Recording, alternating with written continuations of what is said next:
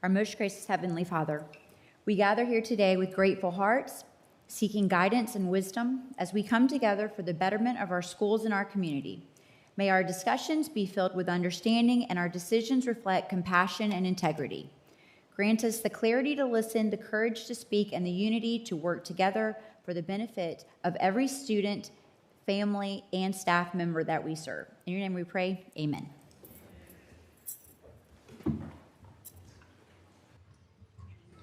I pledge allegiance to the flag of the United States of America and to the republic for which it stands, one nation, under God, indivisible, with liberty and justice for all.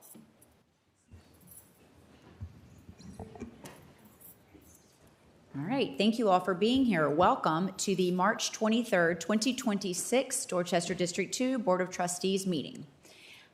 At this time, I would ask for a motion to approve the consent agenda and meeting minutes. So moved. Motion made by Ms. Bates, seconded by Ms. Powell. Any questions or discussion? All right, hearing none, we will call for the vote.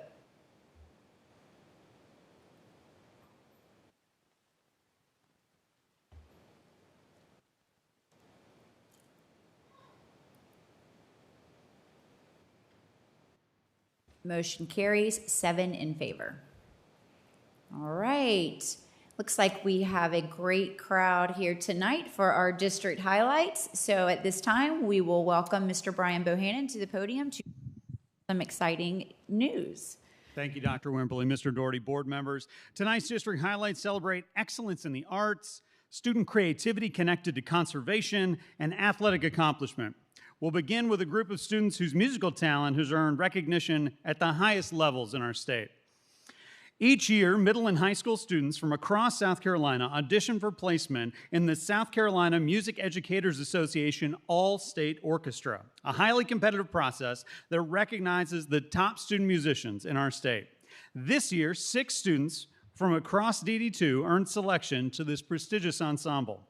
These students participated in the All-State Orchestra Clinic held at the end of February at Furman University, where they rehearsed and performed alongside the finest young musicians in the state. Selection to All-State Orchestra represents not only musical excellence, but dedication, discipline, and countless hours of practice. We congratulate these students and their directors for this outstanding achievement.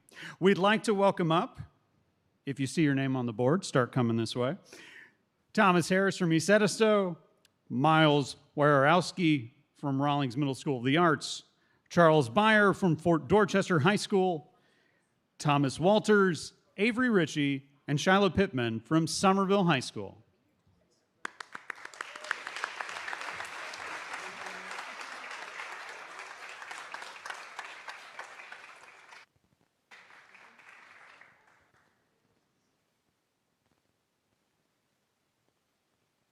Going once, going twice, just 2? Perfect.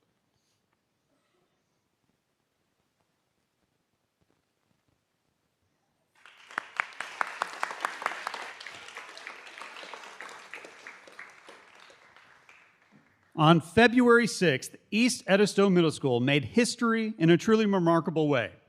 For the first time in the 78-year history of the South Carolina Music Educators Association, a middle school tenor-based choir was invited to perform at the organization's Professional Development Conference. Under the direction of Mr. Maurice Burgess, In Bocca al Lupo, which means in the mouth of the wolf for the East Edisto Wolves, delivered an outstanding performance to a packed audience, earning a well-deserved standing ovation.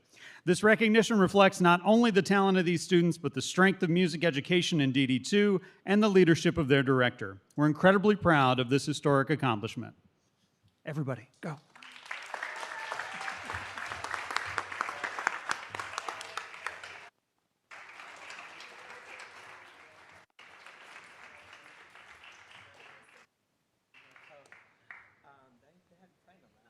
They would if you asked them.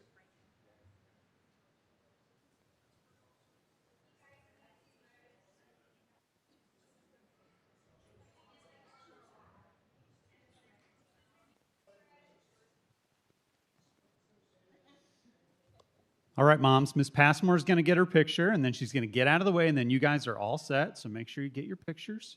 Students, don't go anywhere. All right, we're clearing the way. Come on up. Mr. Hammer, get in there. Perfect.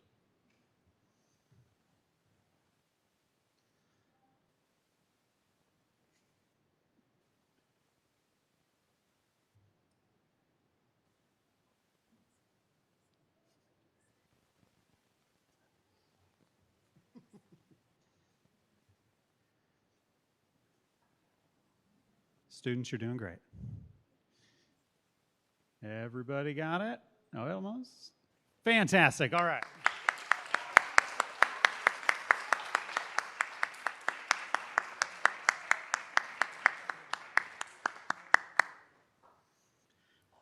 For more than 20 years, the Southeastern Wildlife Exposition has inspired students across the Lowcountry through its Kids for Conservation Arts competition, encouraging young artists to explore the beauty of wildlife and the importance of protecting natural habitats. This year, one of our students earned top honors in the Birdhouse competition, impressing judges with both creativity and craftsmanship. Her piece, Sleepy Bobcat, stood out among entries from across the Tri-County area and reflects the kind of thoughtful, imaginative work this program is designed to inspire. Please join me in congratulating the first place winner of the 2025-2026 Kids for Conservation Birdhouse competition from Somerville High School, Lacey Cinnamon.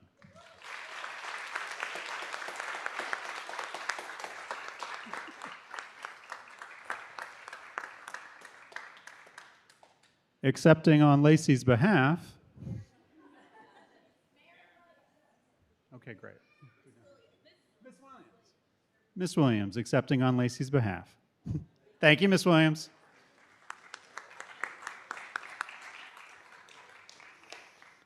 Our final highlight tonight recognizes outstanding achievement in athletics. To share these recognitions, I'm pleased to welcome our district athletic director, Mr. Tyrone Drakeford.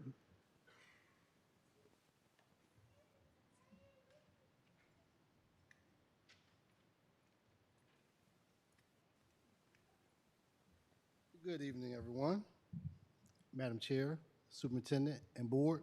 We would like to recognize our middle school wrestling coaches of the year, player of the year, and the overall wrestling championship team of the year.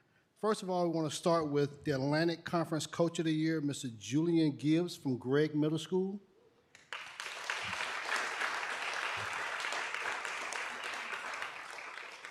Is Principal Kelly in the building? Okay.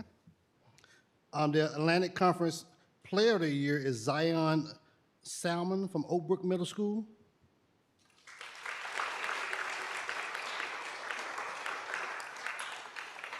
Okay. All right, we'll go to the Pacific side. The Pacific Coach of the Year is Jeremy Campbell from East Edison Middle School. On behalf of him, Mr. Brentwood. And the Pacific Player of the Year is Paris Lambert Whitted from DuBose Middle School.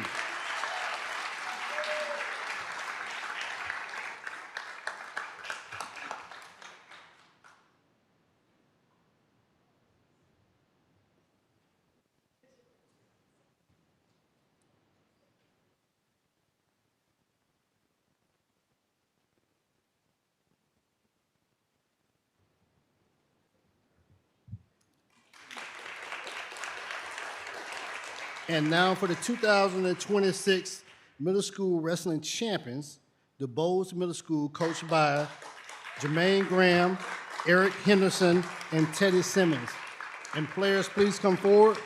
We have Braxton Angelo, Micaiah Conley, Levi Dandridge, Galvin Enfinger, Brentley James, Cortez Jones, Robert Mandrell, Terrence Nesbitt, Tate Ransdom, William Schaffer, Zane Simmons, Lyric Smalls, and the Player of the Year, Paris Lambert Whitted.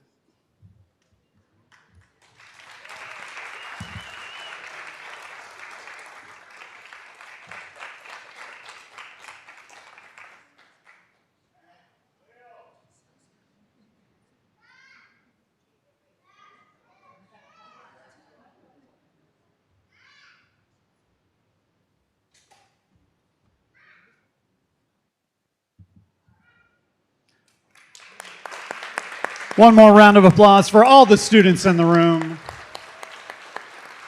This concludes this evening's district highlights. Thank you.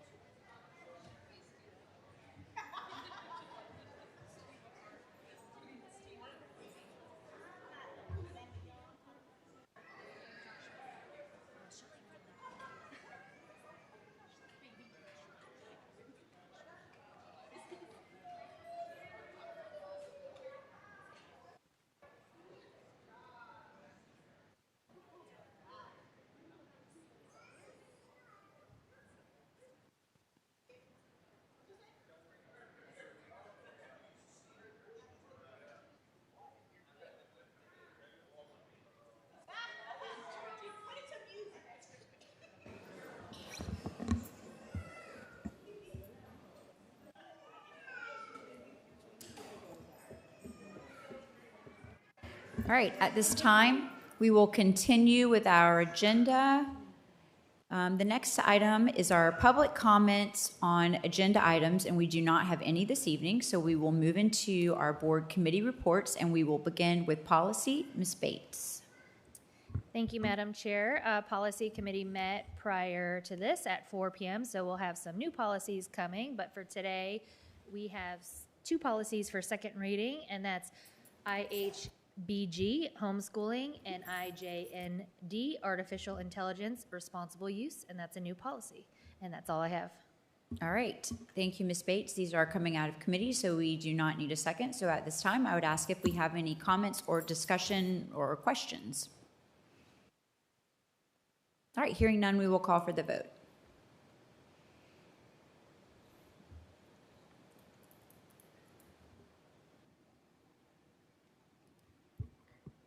All right, and then as you can see after the vote comes up, we do have upcoming meetings if they're not on the screen. The next one will be April 27th at 5 p.m. and May 18th at 4 p.m. You can also find those on our website, and unless there's anything Ms. King wants to add, that's all for policy. Thank you. Thank you, Ms. Bates. And that motion did carry unanimously, so appreciate that. Next, we have our Finance Committee. Mr. Lee. The Finance Committee met prior to this evening's board meeting for our board workshop regarding the initial draft of our budget for next year. And if you did not get a chance to see that, I encourage you to go back and listen to the conversation, see the notes and whatnot. I believe we'll have some update on that during the superintendent's report today, so I won't go into a lot of detail. But just generally speaking, from a Finance Committee standpoint, we're dealing with some headwinds. We know that there's some unfunded mandates that are coming. The district, again, as they did last year, has done a good job looking to right size and make effective use of all of our personnel and everything. As you may know from past meetings, the most significant part of our budget is made up in salaries and benefits. So there's not a whole lot of wiggle room when the demand continues to go up. We grow as a district. We have the demands of our programs and whatnot. So very pleased with the initial budget draft. We're still waiting on some more official numbers to see things take shape, but more to come on that. And that was on our proposed operational budget for next year. More discussions to be had around capital budget planning moving forward. Do have some upcoming meetings, a public input meeting on April 13th that I encourage folks to take the time, watch the Finance Committee presentation on the workshop on the budget. If you have input or whatnot, I encourage you to participate in that as we move forward with the process of our annual budget for the coming year. Evan, anything you might want to add, sir? Thank you. All right, thank you, Mr. Lee. Next, we have our Facilities Committee, Mr. Farnsworth. Thank you, Madam Chair. So we do have a couple items on the agenda later in the meeting dealing with facilities contracts. So we will talk about those. Our next meeting, April 13th. And that will be, as we conclude here over the next week, we'll be concluding our facility visits for the year. And so we will use that April 13th meeting to really kind of consolidate and reconcile everything we've gotten from those visits. And so I would just encourage anyone that's available and interested when it comes to facilities and our capital needs to be at that meeting on April 13th. Thank you. All right, thank you. And finally, our Government and Community Relations Committee, Mr. Lee or Ms. Bates. Yeah, Ms. Bates and I met and have gone through a number of things in terms of planning. Again, the purpose of this committee is to intentionally enable relationships with the various stakeholders, both in the community and in governmental entities from a board perspective. And so just in general, we have obviously the community as a whole as one of our general stakeholders. We have parents, we have teachers, we have the county council, all of our elected officials. We have 2 town councils to deal with between North Charleston and town of Somerville. And so we have a couple of ideas and kind of a high-level calendar that we've kind of worked out to take us through this current board year. We'll be bringing those specific dates to the board and announcing those to the public for those things that are targeted at certain public folks, and be working with the various governmental entities to try and coordinate on their schedules for those meetings. Ms. Bates, anything you want to add? No, you pretty much touched on it. I think the goal today was just to really, with our meeting, get a high-level calendar, make sure we're getting touch points with all the various groups and families and teachers. And so I really think we did a pretty good job making sure we're getting every single stakeholder group that we possibly could capture in this year. So again, watch your email. I'm going to send out 2 possible dates to start for each of the things, and hopefully that will be enough for the board to work off of. So, Okay, great, thank you. All right, moving on. Next item on our agenda is our board chair's report. And we have got an update to start us out here of the upcoming events for the end of the school year. I can't believe we're even saying that the end of the school year is upon us, but if you will look, we've got lots of great, exciting things coming up that we are invited to, board members. So I know that Wanda has also been sending out calendar invites for us, so thank you for that, Wanda. And here's just a list to serve as a reminder, but go ahead and get these on your calendars. Does anyone have any questions or comments about any of these dates or events? Lots of positive, good celebration opportunities. So I'm excited about these. So that's great. Okay, and then the next thing I have is our annual COSPA conference. So I know that I guess a little over a week ago, we were able to travel together to, this is our national conference. And I know that my fellow board members are very grateful, all of us, for the opportunity to be able to attend these conferences.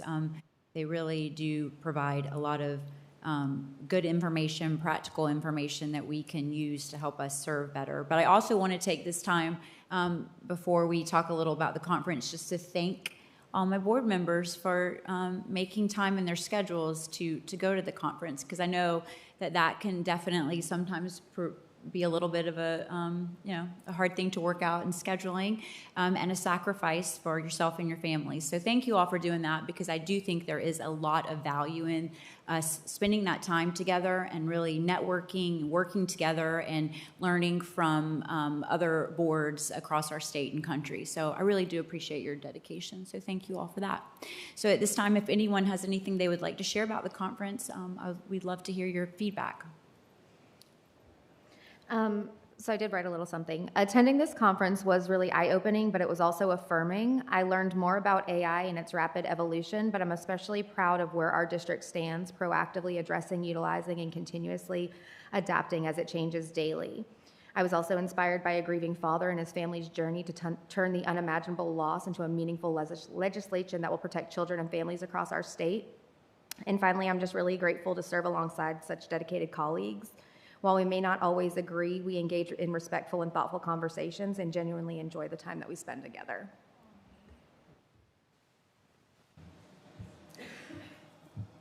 This was my first national conference. I've been to 2 of the state level ones, and I thought those were very good and informative in seeing how things are going on around the state. This one on a national level, a couple of takeaways from that.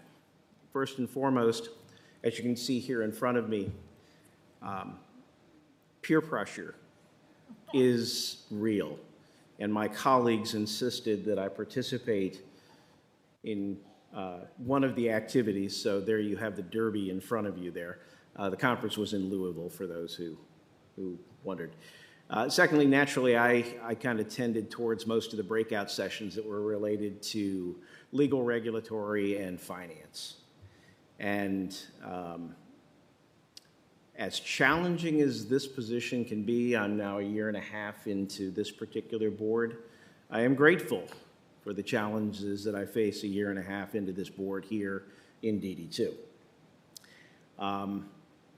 It's amazing what some of the other boards across the country are having to deal with, not least of which, and I consider myself grateful. We may not disagree, as Ms. King mentioned. We may not agree on everything, but I can say that I am grateful that I work with a great bunch of colleagues. They're respectful, they're thoughtful, they're fun to work with sometimes. No, they're fun to work with most of the times. But seeing so many other boards that the boards themselves just cannot work together. They're dysfunctional. And we don't have that. So I'm grateful for that. I'm grateful for the district affording me the opportunity to attend the conference. Now, when it comes to finance, make no mistake, as you've heard me say, I have a lot of concerns about our ability to provide sustainable and reliable funding for education here in DD2. Having heard some of the things that I did, I'll take these challenges and we'll work on them here. There are a lot of districts that are facing the opposite of what we're facing in terms of growth. They are shrinking. They are having difficulty with taxes because they have not been good stewards all along. And while we are one of few districts here in South Carolina that does not have fiscal autonomy, watching what some of them that do have to deal with as their states are abandoning them in terms of public education and trying to figure out solutions at the local level to deal with revenue challenges and whatnot was just eye-opening. Last comment would be that a lot of the things that I heard there are people waking up and realizing that they need to be doing some of the things that we've been doing here in DD2. So it was a very positive experience, the hat notwithstanding. We won't talk about the furlong that I ran at Churchill Downs. But it was a great time being able to fellowship with my colleagues and to learn a lot about what's going on across the country. Thank you. I guess I'll go now. Again, I echo the sentiments. I really love getting outside of the boardroom with my colleagues because you see a different side of them. You get to understand their why, what motivates them, and see them as people. I think oftentimes in this position in leadership, you're so busy making big decisions that affect so many people, and sometimes it's easy to forget that we're all just people too. And so I think it's a good opportunity to just share our hearts with each other and spend time with each other. So I enjoy that. I think one cool part about all going is we kind of get to divide and conquer a little bit. And so, you know, Jim's finance chair, he kind of stayed in that world. We have Justin, who's really good with AI, and we all have our little areas, but we overlap as well. And so a lot of what I went to was community relations and that sort of thing. And so I came away with a lot of different unique ideas that people across the country are doing to engage not only different stakeholder groups, but their public, their parents, and especially in impoverished communities, some of the situations where it's a lot more difficult for parents to be involved and how to engage those families as well. So I learned a lot. I love bringing that back to the board to see what we can implement in our district. And again, I share the sentiments that I enjoyed spending time with y'all and building on those relationships so we can better serve our community.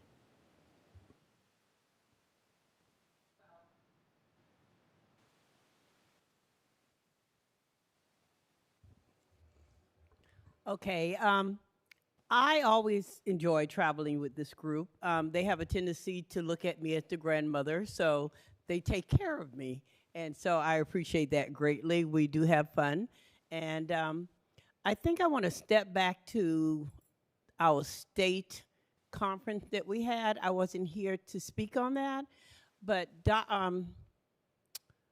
his name is Beasley. Governor Beasley, former Governor Beasley. I basically had forgotten about him until he spoke at that conference. And I was amazed at the things that he is doing around the world. So I would basically encourage you to just go and Google Governor Beasley and find out all the wonderful things that he's doing now, especially for our children and making sure that they're taken care of around the world. The other thing from the national that we just came back from would be the AI. Parents, educators, whoever you are, AI is not going anywhere. We just have to get caught up and stay caught up with what's happening with AI, especially parents. Some of the things that I heard, the reports that I got as I sat and listened to the presenters talk about the different problems that our children end up with as a result of we as adults not being as proactive as we should be when it comes to making sure that they're aware of the dangers that's there with AI and how it can negatively affect your life, but also the positives. I got sick last week or a week ago, and I came up with I use AI in order to kind of check on some of the symptoms I was having. And it was amazing. It almost acts as though it's sitting right there beside you, talking to you, encouraging you. Oh, so you're having that problem. Well, would you like me to investigate this? And they would just talk to you as if you were their best friend. So it can be good, but it can be also a negative. So I would say to parents, please learn as much as you can about AI, monitor your children and what they're doing, have conversations about them. And in the future, I would love for us to be able to do some workshops with parents regarding AI and the use of the computer, etc. But I had a great time. Thank you.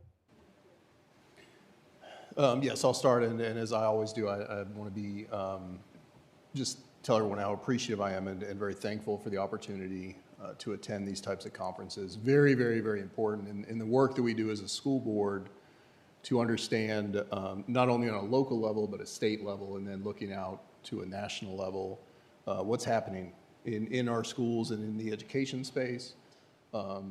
I do love how Mr. Lee tagged that sometimes on there. That was pretty good. And Ms. Powell, remember that is not a licensed medical provider. So I will tell you, and some of the kind of powerful takeaways, I had some really good sessions. I think Ms. Powell and I were in one of the same sessions on AI. And it's very interesting to see. One of the statistics in there, I think they had asked statewide, and was it Ohio? I forget the state, but they had asked the percentage students versus teachers that were actually using AI, and the students, it was like 90%, and then on the educator side, it was less than 50%. And so that shows you that there is a gap in what's happening now with AI. But I know we've got a task force update, so I don't want to steal their thunder. Very excited to hear what they have for us. A couple other things that I did attend, federal policy. A lot of stuff, of course, happening at the federal level, the Department of Education, or the department formerly known as the Department of Education. A lot of stuff happening there. And then there was a really, really interesting session on the Holocaust and how we educate children in the Holocaust and everything to do with that. So some very interesting takeaways there. Last thing I will tell you, and this is actually one of the first conferences I've been to where I made a point to interact more with vendors. Usually I kind of stay away and they get their 1,000-foot pole. But what was interesting is once you get past their sales pitch and you start talking about, because these are vendors from across the country, and so they deal with, you know, hundreds, if not thousands of school districts. And so they really gave me a pretty good glimpse outside of our fellow school board members with what's happening in education and AI-related, facilities-related, finance-related. So a lot of good stuff there. So again, just very thankful and appreciate the opportunity to attend. All right, thank you all very much. Appreciate those thoughtful updates. All right, and then the last thing I have this evening is our 2026-2027 board meeting calendar.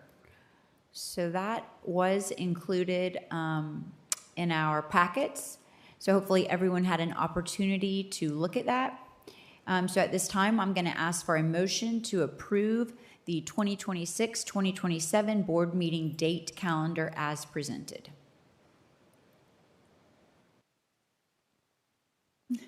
Motion made by Ms. King. Okay, thank you. Do I have a second? Seconded by Ms. Powell. Any questions or discussion regarding that calendar? All right, hearing none, we will call for the vote.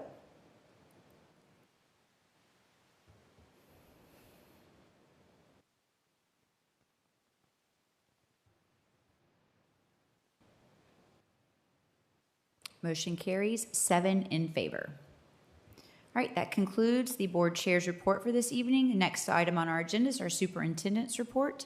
Looks like Mr. Doherty has a lot of information for us. Well, we've got quite a bit of information, and you guys kind of beat me to the punch, AI. So this evening, we have a presentation on our task force led by Brittany Carter. Brittany Carter is an ITS, Instructional Technology Specialist, along with the rest of the ITSs, Jenna Bohannon, Patrick and Tamika Dunn, Lisa Houlihan and Tiffany Tate, Dr. Senga and Deb Doherty, and then also you have your curriculum and instruction team that are also involved with that. So instructional technology and curriculum meet, and so they're trying to put together some policies and some procedures for us on how we use AI throughout the district. So I'll kind of turn it over to Brittany Carter, and I know that there's a birthday tonight, so I know she is probably going to be maybe a little fast in her presentation.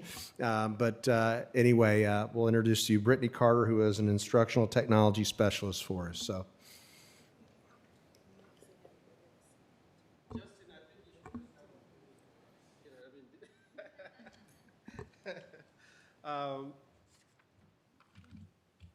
Board Chair, Dr. Wimberly, Superintendent Mr. Doherty, the rest of the board members, good evening. It's interesting, you know, anywhere you go now, whatever conference you go to, whatever meeting you go to, you're going to hear about AI.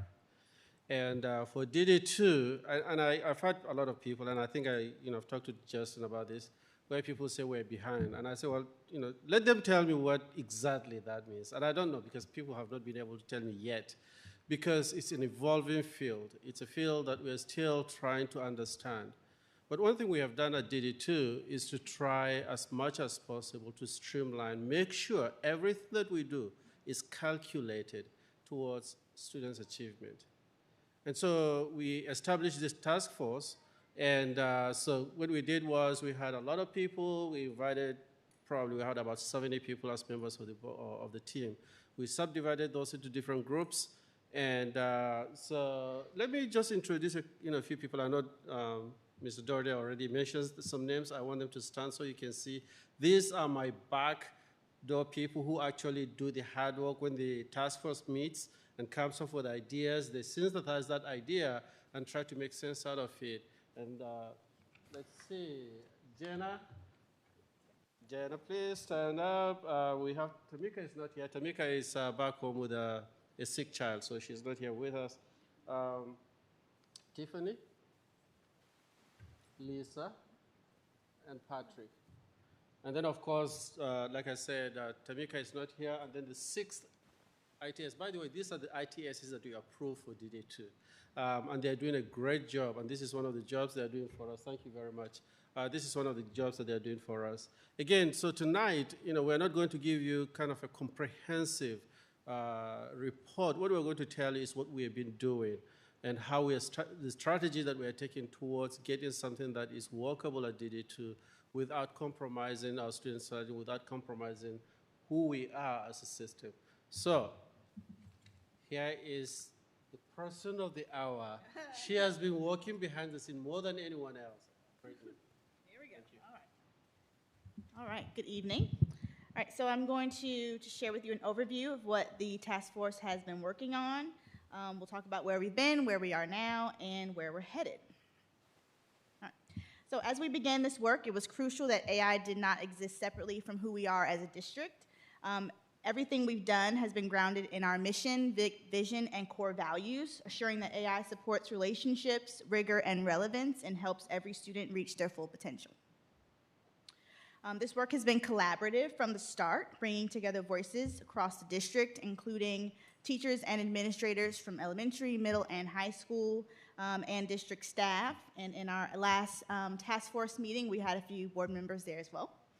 Our goal has been to create policies and procedures that guide the effective and responsible use of AI in both learning and operations. My clicker's not working. Oh, there we go. Ultimately, this work is about increasing student achievement and improving efficiency while ensuring we are using AI in ways that align our values. This slide shows our multi-year approach to this work. We started this year by forming the task force with diverse representation, defining our purpose, scope, and guiding principles, and reviewing research policies and current use across the district. Also developing the policy, which is now before you to review. Right now, we are exploring AI platforms and defining expectations for use, and moving forward, we will focus on training staff and students, implementing improved tools, monitoring impact, and continuously refining our approach. Before making decisions, we focused on building understanding. We established a shared understanding of AI, centralized all research and collaboration in Microsoft OneNote, identified key supports, challenges, and guardrails. We learned from experts, and we also reviewed the current AI in Education Bill, 5253. All right. We wanted to get an understanding of where we were as a district, so we created a survey, an AI use survey, which was completed by over 700 staff members. We found that there is interest around AI, but also cautious optimism. A lot of teachers had concerns around student misuse, AI's accuracy, as well as data privacy. This feedback directly shaped our focus on guardrails, guidance, and training.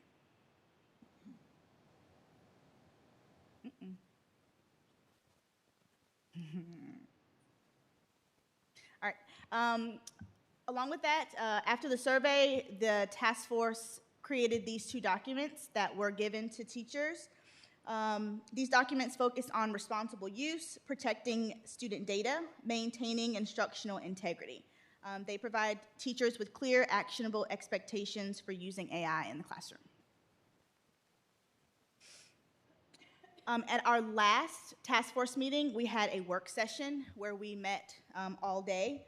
One of our most important steps was aligning AI to our core values. So if you look up here, you'll see kind of an example of the team aligning our use of AI to our belief that students come first. We are going to support students while protecting their data, ensure all AI enhances, not replaces thinking, and establish clear guardrails for use. We also looked at some non-negotiables for any AI platform that we adopted and made a list of any PD needs that we might need. For instance, any AI platform that we use will have strong data privacy and security, human oversight, and high-quality instruction support.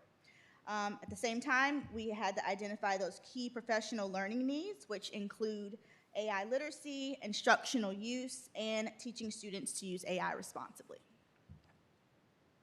And lastly, we started drafting our AI guidance by role. In this example, by task. In this example, you can see the task is operations and administrative efficiency.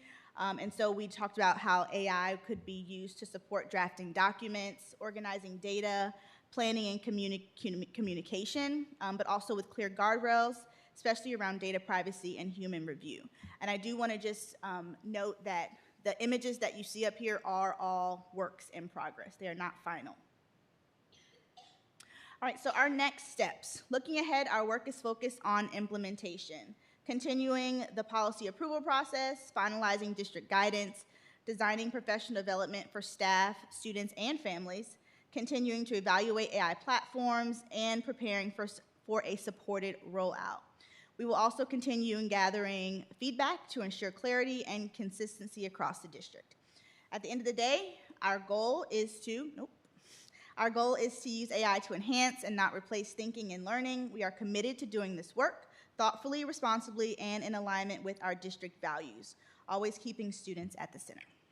Thank you. Thank you, Mrs. Carter, and thank you for the work of the task force. I know you guys have been very deliberate in making sure in order to go fast, you need to go slow. And so you've done a great job of trying to incorporate everything there. And so any questions from the board that you may have on AI at this time? But thank you. That was a well-done presentation showing kind of our journey. So thank you.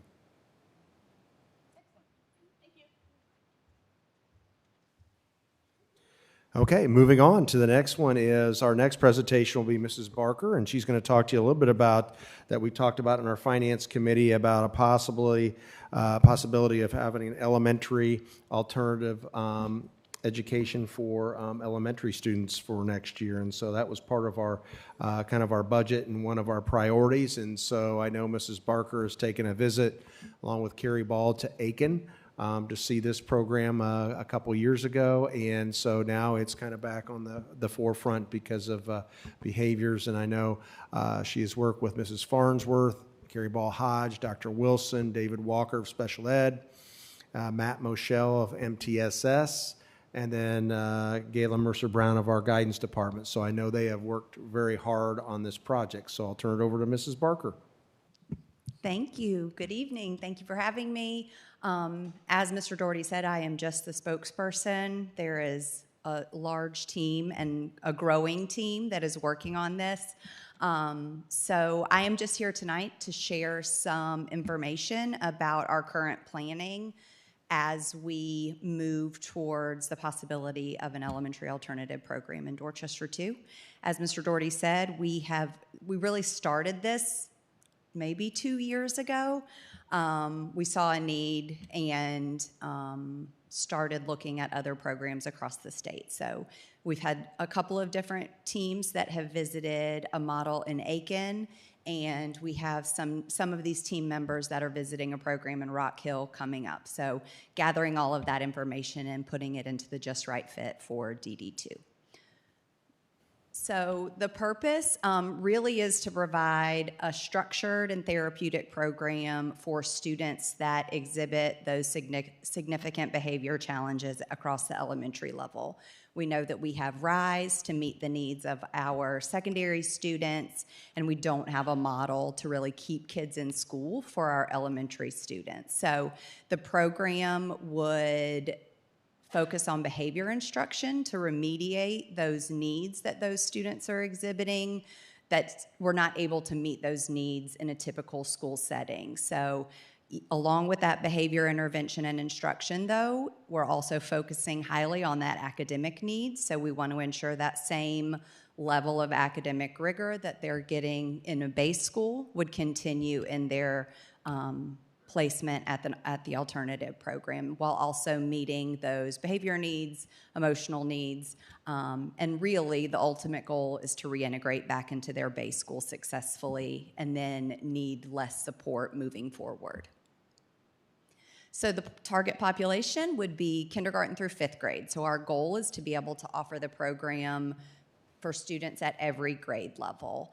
And as we are planning, we see it really being for possibly two groups of students. For students that have those chronic misbehaviors, those students that are accruing a large number of discipline referrals, teachers, counselors, school administrators, interventionists, are doing a lot of interventions with them in the school, but we're not seeing a change in behavior. So that would be one group of students, but also potentially students that might be referred through one extreme behavior incident at school. So something that would result in them being referred to a hearing officer. So that would be kind of the students we would be targeting.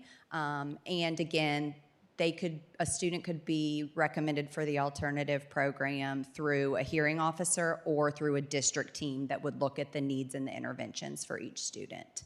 The goals, as I mentioned previously, would really be able to address the root causes of those behaviors with the ultimate goal to provide students with the skills necessary to reintegrate back into a typical classroom setting. So class structure, this is, as we're planning, how we envision the program running, is that there would be 3 classrooms at the alternative program. One that all cross grade levels. So one classroom that would serve kindergarten and 1st grade students, one classroom for 2nd and 3rd grade students, and one classroom for 4th and 5th grade students.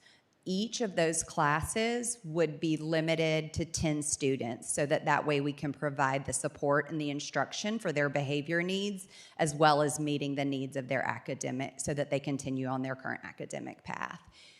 Each class would be staffed with one certified teacher and then a teaching assistant so that they can work together academically to run groups to meet both of the academic standards for the grade levels in that classroom as well as meet their behavior needs. And as I mentioned, we would use, if we're using Eureka Math in our elementary schools, they would transition right over to Eureka Math in the elementary program. They would follow the same pacing. All of those programs would be consistent, so that way when they transition back to their base school, there would not be a learning loss or a deficit there. Oh. I'm going to go back 10 slides. Please pause. Wanda, you want to help me out? Thank you, ma'am. I just skipped right over Tina. Okay, behavior supports. Thank you. So we obviously know that students are going to be placed in an alternative program because of their very specific behavior needs. So this has been a big focus for our team and planning for this. So there would be daily behavior instruction built into the schedule every single day. So there would be targeted instruction from research-based programs, so that way we know that students are getting their needs met. We are teaching them. We say all the time, we can't expect a child to read without teaching them first. Well, these students obviously have a need for some behavior instruction as well, so we would really focus on that behavior instruction. Each student, similar to RISE, how students are assigned to a tier when they enter RISE, students at the elementary alternative program would work through a level system. So based on their needs, their previous behaviors, the behavior that placed them at that program, they would be assigned a level, which would delineate how long they might be there as well as what supports they would need, and that would be for the student there as well as we're going to talk a little bit about some family supports as well. Depending on that level, there may be individual and or small group and whole group counseling sessions. So that would all be built into that level system and the needs of each student. And then we are proposing that the school would follow a house system. We think since we're going to have students coming from multiple different schools, this would be something unique for that school, so it would help build some community and belonging amongst students as they transition in and out of the program. And then each student would have an individualized behavior plan that really targets the unique needs of each student. So that way, outside of that whole group instruction, it would also target those unique, if it's coping skills that a student needs, de-escalation, things like that, whatever that student needs, we would individualize that plan for each student. I'm gonna try, Wanda, do you mind? Thank you. Our proposal through the budget, which you guys discussed a little bit at the Finance Committee earlier, is currently to staff an elementary alternative program with 1 administrator, 3 teachers, 3 teaching assistants, and in addition to that, 1 school counselor / social worker. We think that we may be able to use our current social workers to support some needs there. And then 1 RBT that would really be able to help with those behavior plans, some of that small group and targeted instruction as well.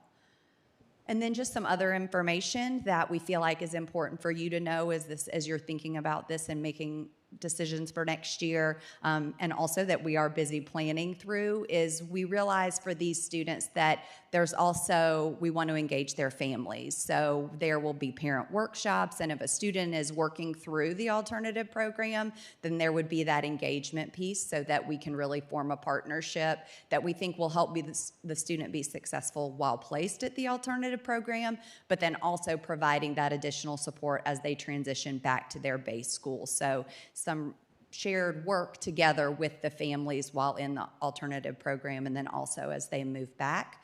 Also, we're being very intentional as we're planning for what the alternative program might look like. Also, most importantly, we want those students to be successful when they reintegrate. So we are beginning with the end in mind, and that's what we want, and we're planning for that as we transition students in. They're there, and they get the support, and then transition back. Also, we want to be very intentional about making data-driven decisions, so identifying what our progress monitoring will look like for those students, and then, of course, the professional development. This program is going to be very different than a typical classroom, so the needs of the staff will be very different than a lot of our other classrooms. So we want to be very intentional about the professional development that we would be providing there for those staff members. So that was a very quick overview of 2 years, year and a half worth of work from our team, but I am happy to answer any questions. Just to say a couple things to the board, this would be located with us repurposing SPAN. This would be located at SPAN. And I think the other thing that Mrs. Barker and the team touched on was the therapeutic component with parents. You know, many of our parents come to us and they're very frustrated. They have that child, 16 hours a day. We only have them 8 hours a day. And so how can we, be able to help parents with behaviors? And I think that gives us an idea of helping those students especially learn. I think Mrs. Barker talked about that. Students can't learn unless you take care of the behavior first. And so that's our goal of this program. I know Carrie and Jessica and Galia have also worked to try to provide, when you're looking at that therapeutic component, we have talked with another provider that we would not have to pay for that could then provide that therapeutic component, not only for the students, but also the parents. And so, we're really trying to hone in. It's not a parent or just not a student, but it's also the parent. This is an alternative to expulsion. We do not want to expel an elementary student. She only talked about possibly 30 students at one time. Hopefully, we'll be able to impact a lot more students than just 30. Our goal is to come up with the program kind of like we did with the tiers for RISE. And I know that's what the group's going to do, is going with our next visit, is to come up and come back to you to come up with more specifics, if we do approve this program. Because this program will take some teachers, it will take an administrator, and that's kind of a domino effect. Usually when you hire people within, so then it kind of does a domino effect. So, we'll probably bring this back to you again later in April for more information and probably for your approval later on. And so we just think this is a very worthy program. and we've reallocated.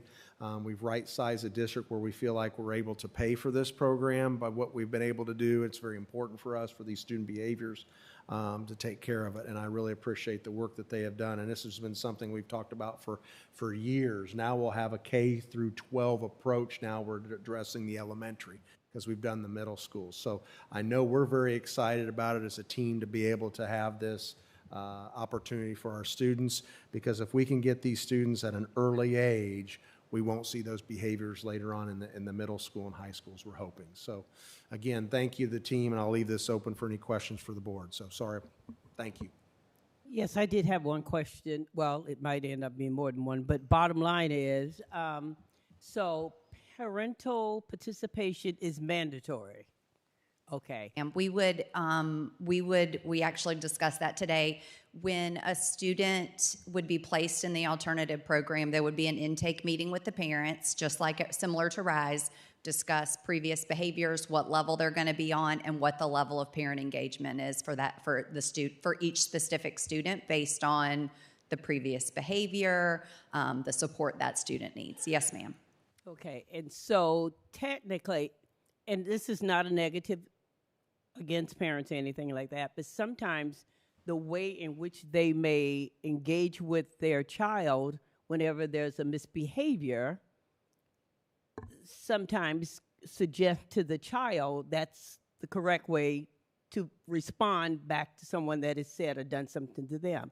So part of your working with the parents, would that include helping them to see how their response, Yes, I don't know ma'am. how technically you want to get with that, but sometimes that's necessary. Some parent will tell you, I don't know how to deal with this child. Sure. So they would have that support from you all to give the best of what you have to offer. Yes, ma'am. And Okay. we are, like Mr. Dory mentioned, we are looking to work with other outside agencies as well that can provide family support in the home and things like that, so that when we identify that there are needs even outside of what we as a school system and within the school day can provide, then that way we can partner those other agencies up with the families that need some additional support outside of, because sometimes it's family counseling that would be really beneficial, and things like that, there are other things that even within the school district that we couldn't provide. So yes, that would all be a part of it.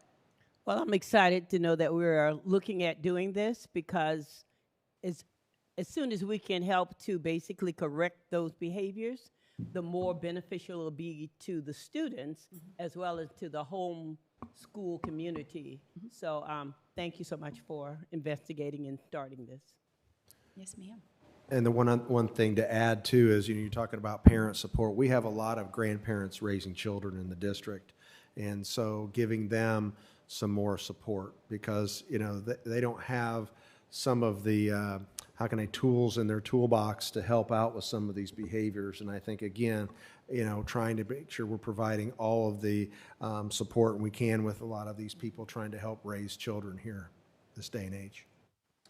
So a couple quick, sorry, Ms. King. You go first. You good?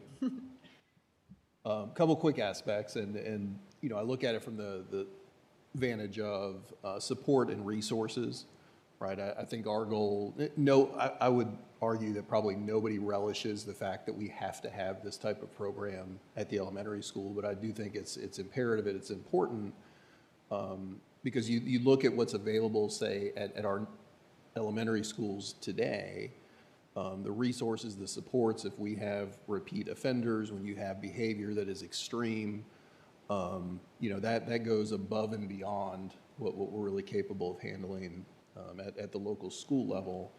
And so I think for us to be able to give that support and resource outside of that environment, I think is a really good thing. And then that also goes to the point when we start to talk about teacher retention, right? That is a huge piece to the puzzle, because if we know that these issues are going to be handled and given the support and the resources that they need up front at a very, very early age, I think that speaks volumes to our educators in the classroom. So again, I just want to say thank you to this team. That is a large-scale initiative and project to take on, and I'm excited to see it come to fruition. So thank you. I was just going to thank y'all. My elementary teacher heart is really happy to hear about this. It's much needed. I love seeing that the goal is to keep the classrooms smaller so that everybody's needs can be met. I love the word intentional being used over and over, and I love that you have taken time to research, to visit other facilities and see how other communities are working with this and through this. And just thank you for taking on this task. I know it's a big one. It is, but there might have been some tears shed when we thought that we were going to be here tonight and that this was really a priority moving forward. If approved budget-wise, then we feel very strongly that this is definitely a big need. So we are just as excited. It is a big task, but one we are eager to work through. A couple of questions on that end. So, given the proposed staffing and whatnot, what do we think the capacity of the program would be? So depending on what level a student entered on would depend how long they would stay. So maximum 30 students at a time, but those students that come in at a lower level and are successful and would reintegrate back into their schools, we would anticipate having a wait list, certainly at the beginning, as you know, especially as we start the program.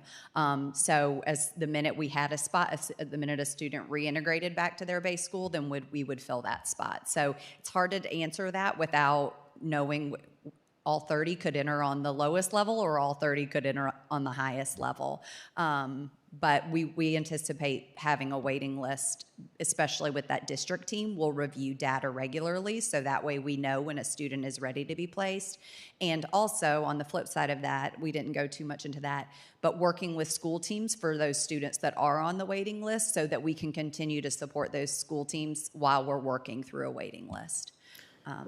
Echoing what my colleague, Mr. Farnsworth, said, nobody relishes the fact that we've been thinking about needing something like this. And if 30 is kind of the rule of thumb capacity for right now, what do you think the current demand really is? You want? I would say Melanie would probably do 5 a day, honestly. I think it's just going to go back to professional development for our teachers, our administrators, and our students. We could select 30 students right now just based on the number of referrals. We do think that we could provide professional development and plan to really focus on that next year for all elementary schools, really building intentional and targeted behavior plans for students. And our hope certainly would be to decrease that number before they needed to enter something like an alternative program, and hopefully decreasing some numbers there. But especially at this point in the year, if we just looked at elementary students with the highest number of referrals, we could easily place 30 students now. Thank you. Mm-hmm.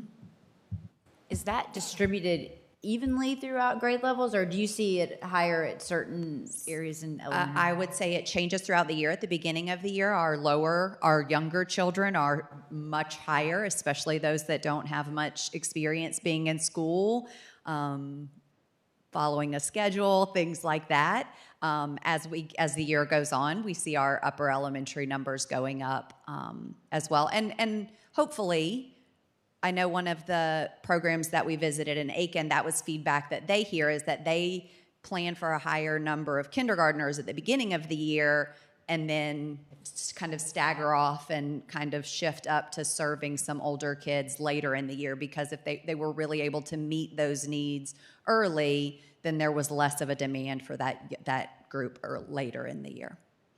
So it sounds like this is going to be a little bit different than RISE in that this isn't necessarily the last option. This is not only for children who would otherwise be expelled. Correct. There may be some students that would otherwise be expelled that would be placed here, but we would really like to look at this more through an MTSS lens. So when we have exhausted the interventions that we can provide at a typical school setting, and we see a need for students to have some more targeted support, then that would be where we would look at the alternative program placement. So how will that work, I guess, with parents then? If will they have to agree to it, or is this going to be something that we say So we would do that at an intake, yes. And actually, that's been one of the things that we've asked when we've visited other programs. And their feedback for the most part was parents are just so eager for help at that point that a lot of times they will willingly, happily, accept the support. But we do realize that that would be something we'll have to work through. But we're trying to take away barriers. We've talked to transportation, so we'll be able to provide transportation. It'll be on a regular elementary schedule, so it won't be a different schedule. So we're trying to do as many things like that so that we can meet parents where their needs are. Okay, great. Yeah, those are my other questions actually about transportation and scheduling. So great. And then do you have any idea yet about timeframes? I know you're trying to still work through that, but do you have a tentative? Ideally, we would start when school starts. I think that would, do you mean, is that what you mean? I mean, with the levels, is it like a certain number of weeks? Have you gotten that far in the planning? We have started planning. We went over that today. It's okay. Well, that's okay. We changed it from the original one, so I'm just trying to remember where we settled. Level 1, anywhere between 3 to 5 weeks. So that might be a student that came like from an expulsion hearing, minimal behaviors, but kind of one extreme behavior.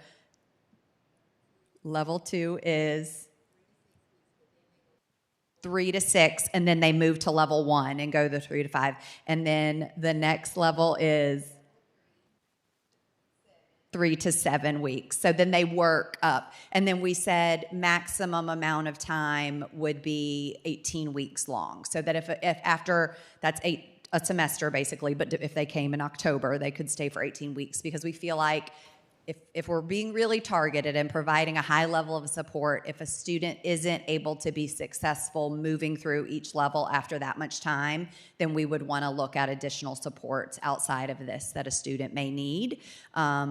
Because also, if we're running a wait list, we don't, we want to be able to serve the students. And after 18 weeks, we feel like we would have the data to support if this wasn't an appropriate intervention for the student. Okay, great. Well, thank you very much. I had a question. Were the 3 teachers an allocation, like limitation based on funding essentially, or just a starting point? Yeah, Yes, funding. Funding. Okay. I was just curious because when you were talking about, as the grade levels fluctuate throughout the year, I was wondering if it'd be possible to have an allocation that fluctuates. Maybe they're 4th, 5th grade at one portion of the year, maybe they're kindergarten first at the beginning of the year when it's a high level of that. No, it's a good question. And actually, we kind of talked today, for example, if you're the kindergarten and first grade teacher and then all of your kindergartners transition out, you don't have anybody on the waiting list, but we have 5 second graders on a waiting list. So I think that we could be flexible that way without additional allocations. I will say, it's a big program, and I'm sure that we will have to monitor and adjust as we go. So we didn't want to bite off more than we could chew and have, and I will say this is, having the right people and being able to provide the right training for them is something we are being very, very intentional about as we move through this process. But yes, funding is... We originally, even at first, were just like, maybe we should start with 2, and then we were like 3. If we're going to meet their academic needs, it has to be no more than 2 grade levels per class. So, but it might be something down the road that we could grow. And I think once some of our systems are in place and we've, got through some growing pains, then maybe we could add additional teachers or positions if needed. But that's kind of where we started. Thank you so much. Thank you, Katie and team. Thank you so much. Great job.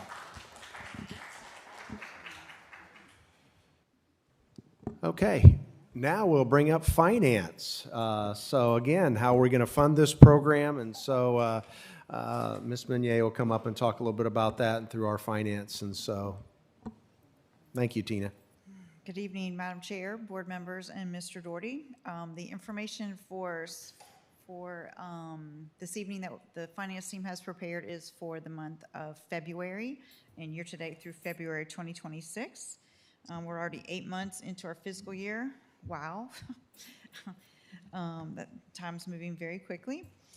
So as you see from our cash flow statement, each month we show each individual month and the happenings, and then the year-to-date totals, and those are the on the other reports that we have.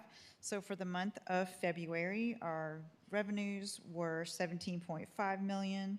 Our expenditures were 25.5. So we ended the month, we're still at 30.63% for our fund balance. I did want to point out that if you look on our total and that green box that's over on the far left, we are projecting out that we would need to utilize probably some of our fund balance, and I'm going to tell you why. One of those amounts is due to, $1 million of that is due to the decrease that we saw from the state revenues in our student count, although I'm going to hold out hope for our 135th day numbers. So that was last Friday, was our 135th day. I think that was last Friday or the Friday before. So we're going to see what happens with those counts, and maybe we can make some of that up. The other portion of that is that we had a timing difference, which was no one's fault. The technology, some of the licenses that we had were paid for in this fiscal year. They were for this fiscal year, and typically we pay those in June. No one's fault. It was just part of their budget from last year, so that money was carried over in our fund balance. So we're not really losing any money out of our fund balance. This was carried over from last year. I just wanted to point that out in case Mr. Lee said, Tina, why is there a negative amount in that green box? So I wanted to jump the gun and get it to you right ahead. So that's our cash flow report. Oh, let me go back one. I'm sorry. So also on the very bottom, you will see the food service fund balance numbers.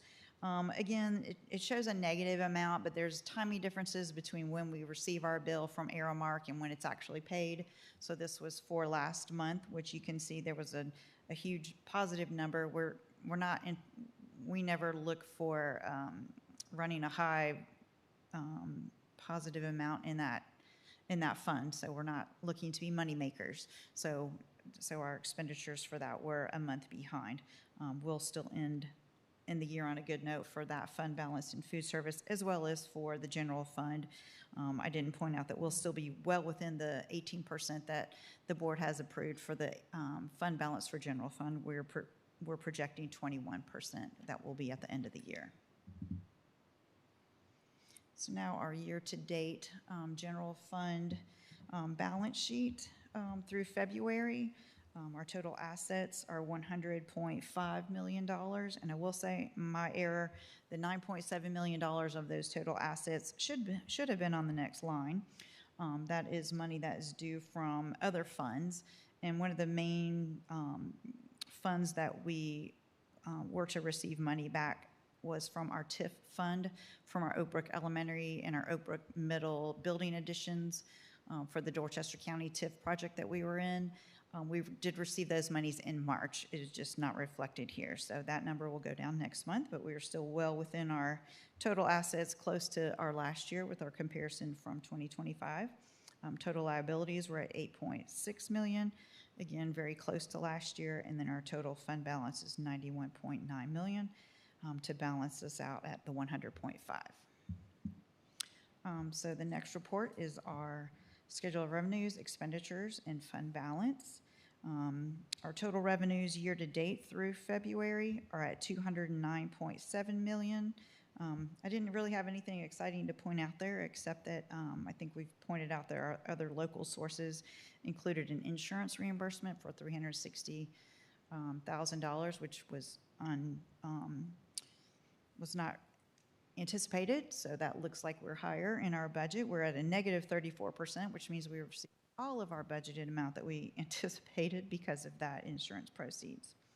And then for our expenditures, total expenditures year to date through the end of February is $185 million.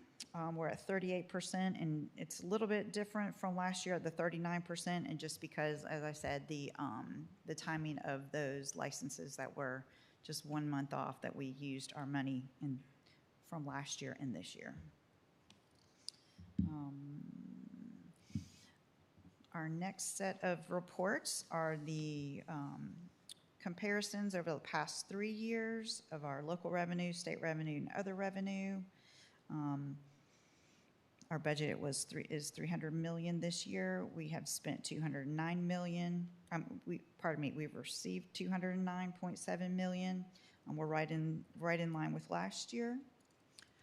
Then expenditures, of the 300 million, we have spent 185 million.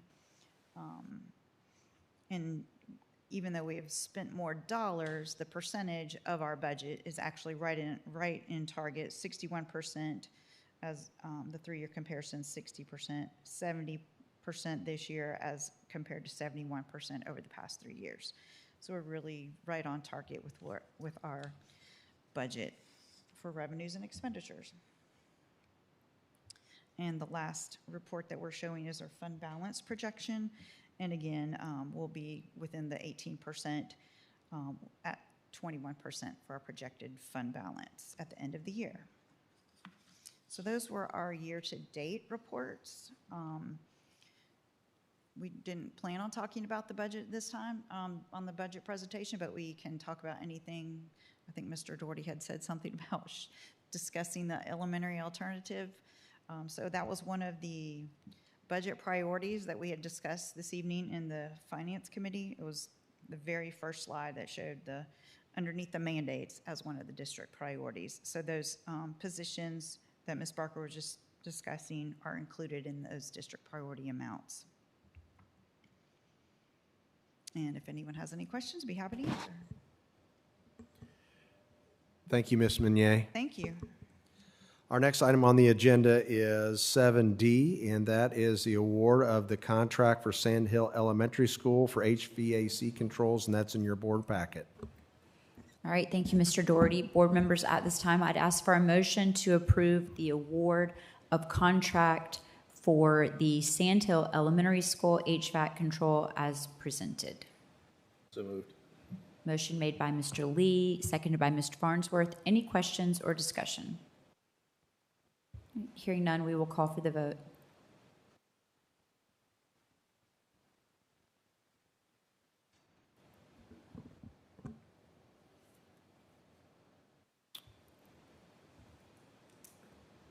Motion carries 7 in favor. Okay, our next item is 7E, and that is the award of contract for Gregg Middle School roof and wall repair, and that is also in your board packet.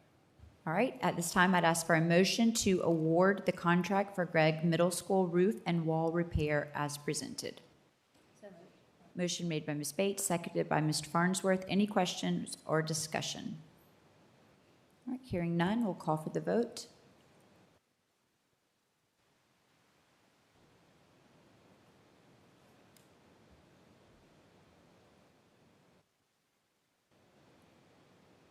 Motion carries 7 in favor. Our next item is 7F. That's provision of the portion of for the town of Somerville. This is the land that we talked about months ago that was next to the skate park. And our motion, we're asking the board to execute the memorandum of understanding and the quitclaim deed for the provision of the land to the town of Somerville as presented. So that was discussed several months ago. So asking for board approval on that this evening. All right. Board members, at this time, I'd ask for a motion to execute the memorandum of understanding and the quitclaim deed for the provision of land to the town of Somerville as presented. Motion made by Ms. Powell, seconded by Ms. King. Any questions or discussion? Very, very quickly, and I'm looking at Mr. Bohannon, Mr. Doherty. For that item specifically, I think that is a great public relations piece for the district and the town. So anything we can do to promote that, being good neighbors, that we are essentially donating a piece of land that we did not have to donate for the betterment of our community, I think would be an amazing thing. All right. Thank you, Ms. Farnsworth. Any other questions or comments? All right. Hearing none, we will call for the vote.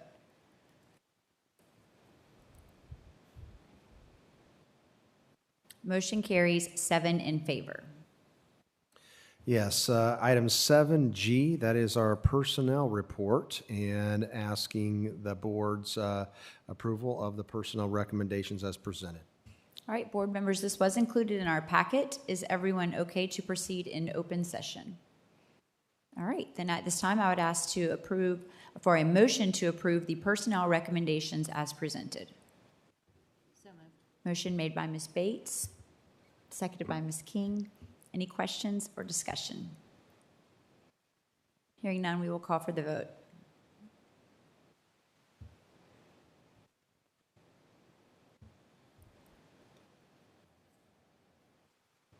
Motion carries 7 in favor.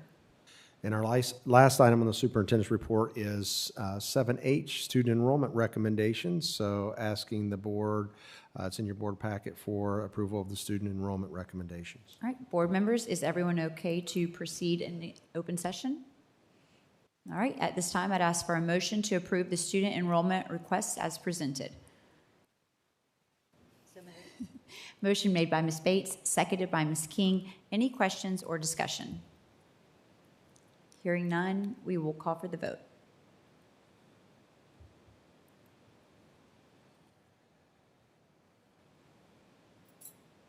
Motion carries 7 in favor.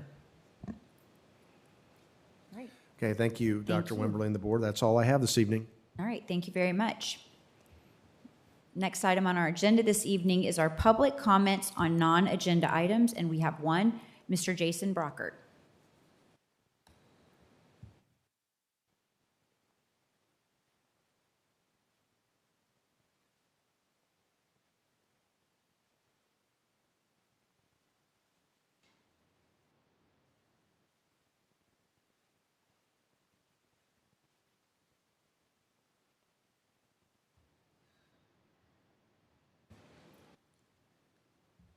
Good evening.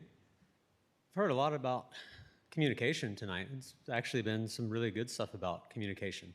Unfortunately, my experience with the district and communication hasn't been the best. So I'm going to read an email, paraphrase, because there's no way I can read this in less than 3 minutes. An email that was sent back in November, which has never gotten a reply. I actually sent an email to all of you individually, and it starts off, hello, board member, and then goes on to say how we know each other, because in one way or another, I know most of you in some way, so personalize it for each of you. And then I wanted to say, here's a synopsis of all the stuff that has happened that I've been trying to speak to you about. And this was back in November of last year.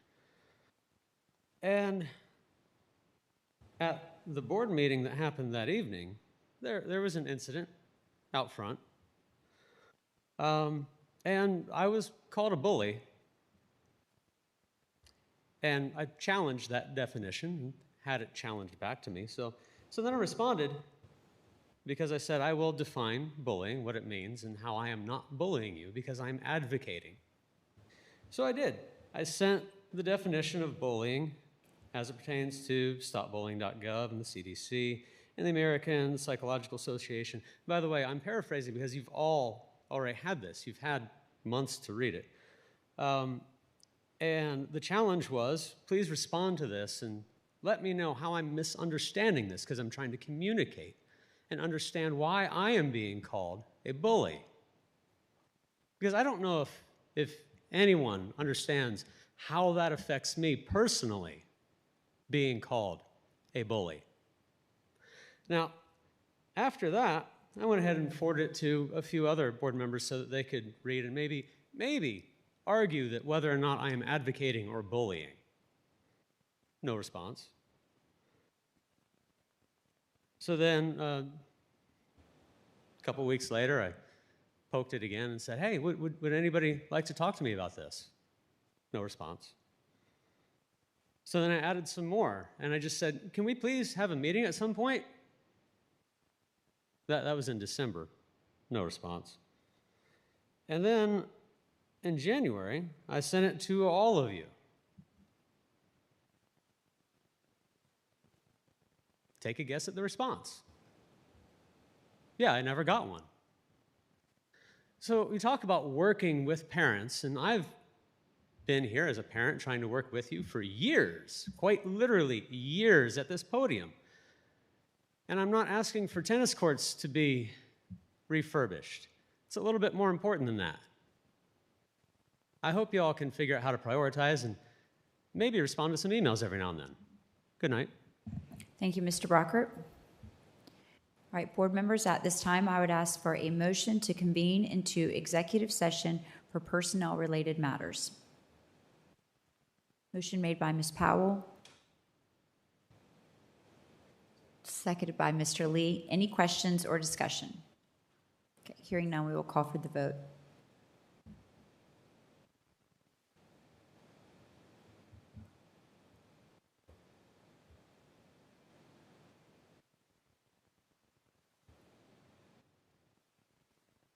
Motion carries 7 in favor. We are in executive session and we will return.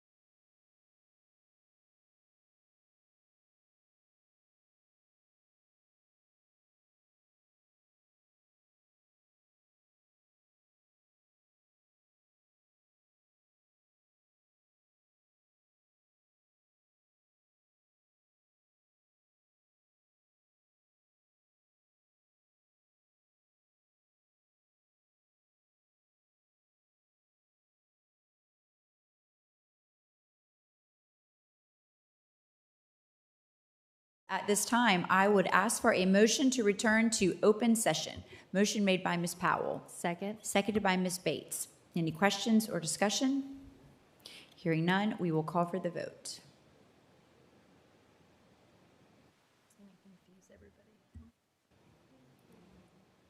All right, motion carries 7 in favor. We are back in open session. At this time, I would ask for a motion from our executive session. Oh, I think went through. Are you okay with? Oh, thank you, Wanda. Are you okay with returning to open session? Okay. Okay. All right. At this time, are there any motions coming out of our executive session? Madam Chair, I make a motion to approve the employee recommendation as presented. Thank you, Ms. Bates. Do I have a second? Okay, seconded by Ms. King. Any questions or discussion? All right, hearing none, we will call for the vote. Ms. King?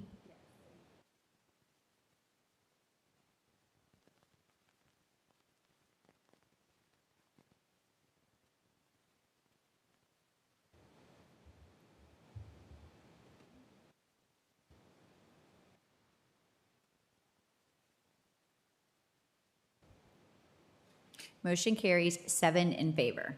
Okay, at this time, I would ask for a motion to adjourn. So moved. Second. Ooh, everybody did that one.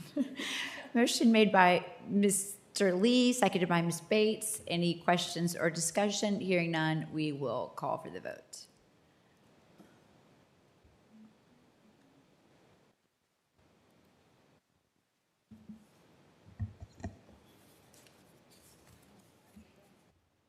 Motion carries 7 in favor. We are adjourned.